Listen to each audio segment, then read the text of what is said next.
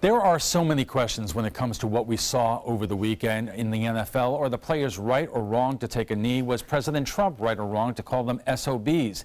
Now here's another. Are we going to see these kinds of protests extend to college sports, high school sports?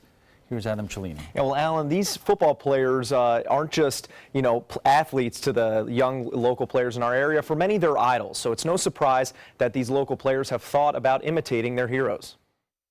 Oh, say, can you This past weekend, entire NFL rosters locked arms in unity. But instead of racial profiling, players, coaches, and owners stood against comments made by the president. Wouldn't you love to see one of these NFL owners, when somebody disrespects our flag, to say, get that son of a off the field right now? A day earlier, Stephen Curry said he was unsure about meeting the president during the Warriors' championship White House visit. President Trump soon took to Twitter, revoking the two-time NBA MVP's invitation and sparking uproar among superstars like LeBron James. My first initial response was, you bum. He doesn't understand the power that he has. These remarks aren't sitting well with Trevor Harvey either, president of Sarasota's NAACP. That's not presidential. Harvey doesn't think there's any controversy in athletes kneeling during the anthem, and anyone who says different doesn't see the bigger picture. If we're saying let's honor our flag and everybody is created equally, then let's see that. Let's see that in the criminal justice system. Let's see that when we have videotapes clearly showing individuals being murdered and killed for no reason. On the flip side, veterans at the Sarasota VFW are growing tired of athletes using the anthem as a platform. Personally, I think it's very disgraceful.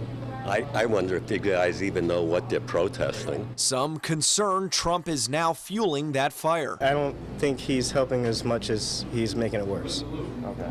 I think he does have the power to help it, but he's got to not be a stummer. While local players here on the Suncoast have yet to take national anthem protests out with them on the field, some of the coaches here tell us the dialogue has started in their locker rooms. Bayshore High School head football coach John Bazoon says it came up for the first time last season. There's a player that kind of made mention at one point of taking a knee. That's an educational moment, so we took it upon ourselves to kind of have a discussion with the players and never telling them one way or the other of what to do, but just kind of opening up their eyes to, what is the national anthem? What does it stand for? Is that a place? Is that a platform to take a stance? Dumika Atkins, who was born and raised in Newtown, the historic core of Sarasota's African-American community, felt obligated to discuss it with the players at Booker High School. We talked about history, and we talked about the changes and how they can be a part of this process. He admits it wasn't easy. The conversation would go in many different directions, but the takeaways were worth it. It's about saving them. When it comes down to it, I've beaten most of the odds. I'm a 30-year-old professional. These kids are 17, 16 years old, and they don't know which way is up. So we're trying to protect them, but we're trying to expose them in the same breath. With 5 or 6 other large programs, football programs rather, in our area, and they tell us that the conversation had not yet come up in their locker rooms. Adam, thank you.